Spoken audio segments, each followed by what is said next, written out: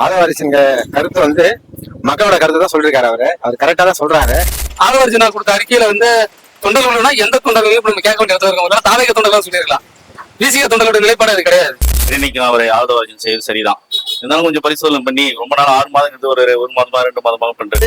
இப்போ இல்ல, எப்போது கேட்டாலும் சரி, எழுச்சி தமிழருடைய வழியில் தான் அனைத்து தொண்டர்களும் பயணிப்போம். தலைவர் திருமாவுக்கு தெரியும் எப்பொழுது நாம் ஆட்சி அதிகாரத்தை கைப்பற்ற முடியும் என்பது அவர் அறிவார். வந்த உடனே ஒரு 3 மாசத்துலயே ஒரு பதவி கொடுத்து பொதுஜல ஆக்கிட்டாரு. அந்த விசுவாசத்தோட இல்லாம கட்சிக்கே துரோகம் செய்யற அளவுக்கு ஆதரவு போயிட்டாரு. கட்சி தலைமைக்கு எதை எப்படி செய்யணும்னு தெரியும். சார், நீங்க மைண்ட் வாய்ஸ் நினைச்சு சத்தமா பேசிட்டு இருக்கீங்க. ஆதவர்ஜுன் விசிக கட்சியில இடைநீக்கம் செஞ்சிருக்காங்க. அதை தொடர்ந்து ஆதவர்ஜுன் ட்விட்டர்ல என்னுடைய கருத்து அடிமட்ட தொண்டர்களோட கருத்து தான் அப்படின்னு சொல்லி பதிவு பண்ணிருக்காரு. நேத்து யூடியூப்ல ஆளு ஷானவாஸ் கொடுத்த பதிவுல பாத்தீங்கன்னா தலைவருடைய கருத்து தான் தொண்டர்களோட கருத்துன்னு சொல்லியிருக்காரு. உங்களோட கருத்து என்னன்னா? ஆதவரிசிங்க கருத்து மக்களோட கருத்து தான் சொல்லிருக்காரு. அவர் கரெக்டா தான் சொல்றாரு. ஆனா இருந்தாலும் தலைமை சொல்றத கொஞ்சம் அவர் கட்டுப்பட்டு தான் ஆகணும். ஆனா இருந்தாலும் அவர் மக்களோட கருத்து தான் சொல்றாரு. அவரோட கருத்து சொல்லல ஆதவரிசின். அவர் கரெக்டா தான் சொல்றாரு. ஆனா அவர் சொல்றது 100க்கு 100 உண்மைதான். அவர் சொல்ற கருத்துலாம் அது மக்களோட குரல் தான் அவர் சொல்றாரு. மக்கள்கிட்ட அவர் விசாரிச்சு சொல்லி சொல்லிட்டு இருக்காரு. தானா அவர் சொல்லல, மக்கள்கிட்ட போய் பார்த்திருக்காரு கலவர நிலவரத்தை. அதனால அவர் சொல்லிருக்காரு. ஆதவர்ஜினா கட்சி விட்டு இடைநீக்கம் செஞ்சது அது கட்சியோட தலைவருடைய முடிவு. அது தலைவர் எடுக்கிற முடிவுக்கு எல்லாருமே கட்டுப்படும். அதான் ஆளு ஷானவாஸ் சொல்லியிருக்காரு. ஆதவர்ஜினா அறிக்கை கொடுத்ததா இப்ப சொல்லியிருக்கீங்க. ஆதவர்ஜினா கொடுத்த அறிக்கையில தொண்டர்கள்னா எந்த தொண்டர்களையும் நம்ம கேட்க வேண்டிய இருக்க தாவேக தொண்டர்கள் சொல்லியிருக்கலாம். விசிக தொண்டர்களோட நிலைப்பாடு அது கிடையாது. இல்ல கரெக்ட். ஏன்னாக்கா இவரு இடையில இப்போ ஒரு வருஷம் முன்னாடி தான் அரசியலுக்கே வந்திருக்காரு. வேற இடத்துல வேலை பார்த்து எலெக்ஷன் வேலை பார்த்துட்டு இருந்தாரு. டிஎம்கேல பார்த்துட்டு இருந்து அவரை திரும்ப விசிகாவுக்கு ஒரு வருஷம் முன்னாடி தான் வந்தாரு. வேற கம்யூனிட்டிங்கிறதால அவர் பொறுப்பு கொடுத்து மரியாதை செலுத்தினார். தலைவர் யாருக்கும் கொடுக்காத அவர் வந்த உடனே ஒரு 3 மாசத்துலயே ஒரு பதவி கொடுத்து பொதுஜல ஆக்கிட்டாரு. அந்த விசுவாசத்தோட இல்லாம கட்சிக்கே துரோகம் செய்யற அளவுக்கு ஆதரவு போயிட்டாரு. தலைவர் செஞ்சது ரைட்டு, முன்னாடியே செஞ்சிருக்கணும். தலைமை என்ன திரும்ப தலைவர் என்ன சொல்றாரோ அதை தான் தொண்டர்கள் ஏத்துப்பாங்க. இன்னைக்கு ஒரு இருமா போடு 200ங்கிறது மன்னர் ஆட்சின்றது ஜனநாயக ஆட்சி 1947 சுதந்திரம் பெற்றுதான். அதை ஆதவர்ஜின் அவங்க தெரிஞ்சுட்டாரா நல்லா இருக்கும்னு நினைக்கிறோம். ஆதவர்ஜின் சொல்வது போல் அவர் தொண்டர்களின் குரல் என்று சொல்கிறார். ஆனால் அது உண்மையானதல்ல. தொண்டர்களின் குரல் என்னவென்றால் கட்சி தலைமை என்ன முடிவு எடுக்கிறதோ அதுதான் தொண்டர்களின் குரல். தலைவர் சொல்றது சரிதான். இருந்தாலும் கொஞ்சம் திருமாவளவன் தலைவர் இடைநீக்கம் அவரை ஆதவர்ஜின் செய்வது சரிதான். இருந்தாலும் கொஞ்சம் பரிசோதனை பண்ணி ரொம்ப நாள் 6 மாதம் ஒரு மாதமா 2 மாதமா பண்ணிருக்கலாம். இதான் என்னுடைய கருத்து. அப்போ ஒரு ஆதவர்ஜின் பேசுறது சரின்னு சொல்ல வரீங்க? சரின்னு சொல்லவும் முடியாது. இருந்தாலும் கட்சிக்கு உட்பட்டு பேசியிருக்கணும். அவரு அதையும் மீறி பேசுனதால தான் தலைவர் இப்படி எடுத்திருக்காரு. அது சரியில்லைதான். சரியில்லைதான். இப்போ உங்களுடைய வாய்ஸ் ஆதவர்ஜின் பேசுற வாய்ஸா இருக்குதா இல்ல தலைவர் தொல் திருமணம் வாய்ஸா? ஆதவர்ஜின் பேசுறது ஓரளவுக்கு அவர் மனசுல பட்டது கருத்து உரிமை பேசியிருக்காரு. இருந்தாலும் தலைவருக்கு கட்சின்னு ஒண்ணு கோட்பாடு இருக்கிறதால கட்சியினுடைய மீறி செயல்படக்கூடாது என்பதற்காக அவர் தலைவர் எடுத்த முடிவு சரிதான். ஆதவர்ஜின் மேடையில் பேசியது தலைவருக்கு மட்டும் இது ஏற்பட்ட நிலையில ஒட்டுமொத்த வீசிய தொண்டர்களுடைய புரிதல் இல்லாத அவர் பேசியிருக்காரு. காரணம் பாத்தீங்கன்னா 30 ஆண்டு காலமா தலைவர் அரசியல் பண்ணிட்டு இருக்காரு. அதுல தலித்துகளுடைய நிலை என்னன்னு தெரிஞ்சு அவர் பண்ணிட்டு இருக்காரு. இதுல ஆட்சியிலும் பாதி அதிகாரத்திலும் பாதி என்ற முழக்கத்தை மட்டும் எழுப்புறாரு தவிர, ஆனா தலைவர் என்ன சொல்றாரோ ஒரு கட்சியோட துணை பொதுச் செயலரா அவர் செயல்படல. சோ தலைவர் எடுத்த முடிவு சரியான முடிவு. ஆனால் ஆதவர்ஜின் பிசிகோட தொண்டர்களுடைய மனநிலை தான் நான் பேசுறாங்கிறது. பிசிகோட தொண்டர்களுடைய மனநிலை ஒரு புரிதல் இன்னும் இல்லை. அவங்களோட மனநிலை என்ன அப்படின்னு அதெல்லாம் அவர் யோசித்து பார்த்திருந்தாருன்னா, அந்த செயல்பாட்டு களத்தில் இறங்கி பார்த்திருந்தாரு அப்படின்னா தலைவர் எடுக்கக்கூடிய முடிவு சரியான முடிவு. அவரு என்ன சொல்றாரோ அதை அவர் செஞ்சிருக்கணும். அவர் மேடைக்கு போகும் முன்பு அவர் அனுமதி வாங்கிட்டு போறாரு.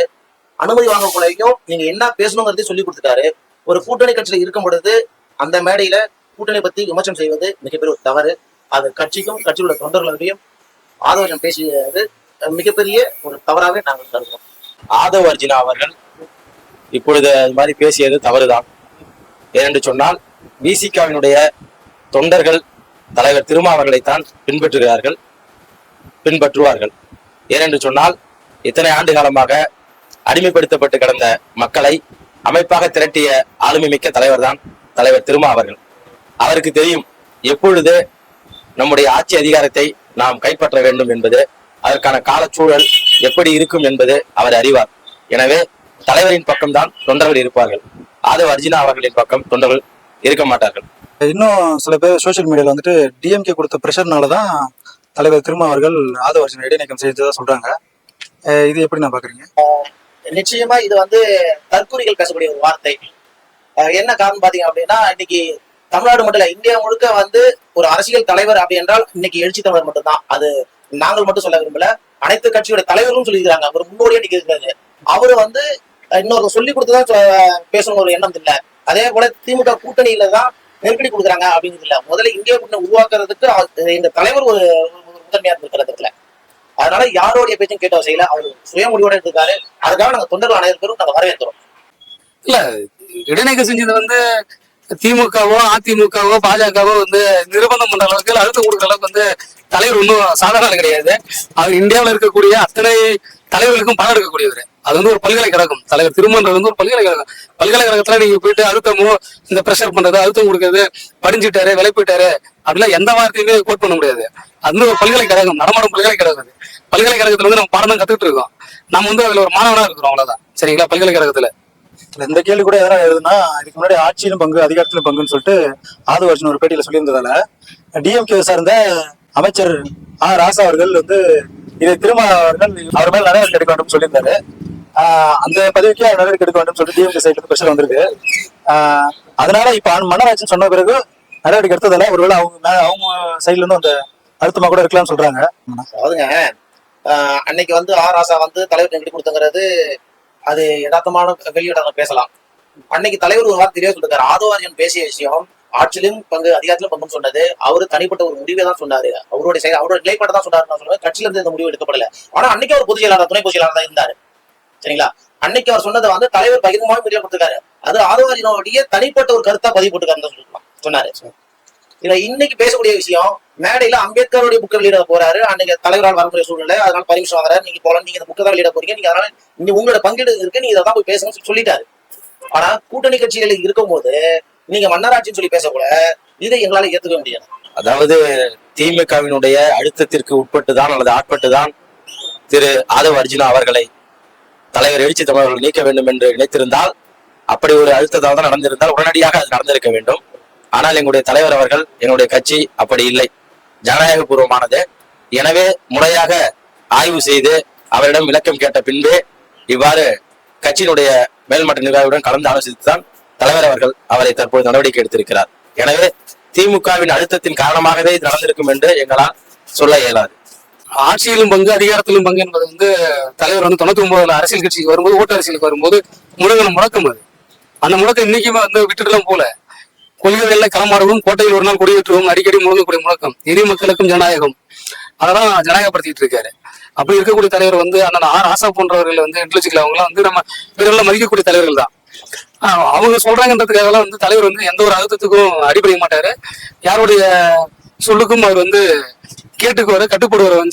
அழுத்தத்துக்கோ அல்லது அவங்களோட கட்டளைக்கோ அடிபடிஞ்சு போறது கிடையாது. சொல்லுக்கு கட்டுப்படுவார், அன்பான சொல்லுக்கு.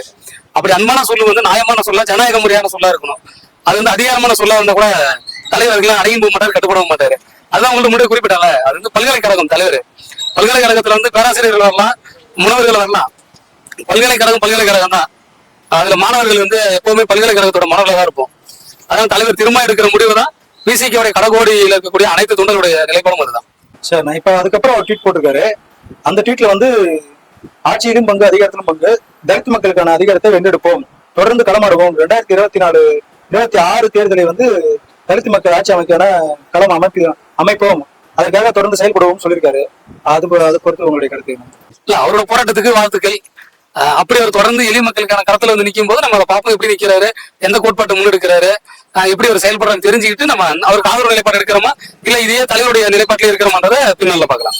அப்படி ஒரு ஆட்சியிலையும் பங்கு அதிகாரத்திலும் பங்கு அப்படின்னு மக்களுக்கு உருவாக்கி கொடுக்கணும், தலித் மக்களுக்கு அப்படி எண்ணங்கள் இருந்திருந்தால் தலைவருடைய வழிகாட்டுபடி இவர் செய்திருந்தால் நல்லா இருக்கும். அவர் கூறியிருக்கிறார் 2026ஆம் ஆண்டு தலித் மக்களை ஆட்சி கட்டிலில் அமர்த்துவோம் என்று. அதை நாங்கள் வரவேற்கிறோம்.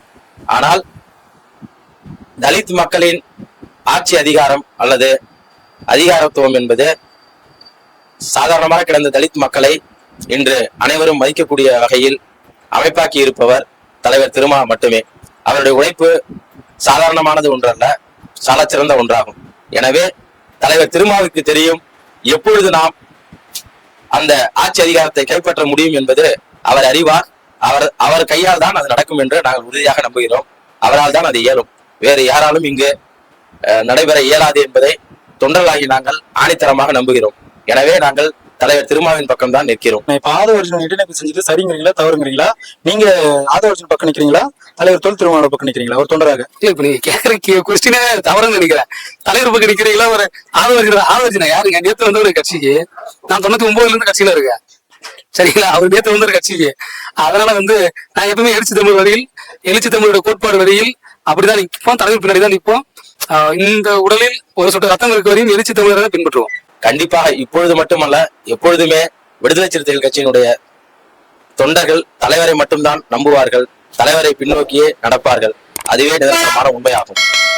இது இந்த கொஸ்டினுக்கு வந்து இப்போ இல்ல, எப்போது கேட்டாலும் சரி, எழுச்சி தமிழருடைய வழியில் தான் அனைத்து தொண்டர்களும் பயணிப்போம். அவர் எடுத்த முடிவு சரியான முடிவு. மேட்டை வெட்டி பள்ளத்துல போட்டா தான் சமத்துவம், பள்ளத்தை வெட்டி மேட்ல போட்டா அது படுகுடி.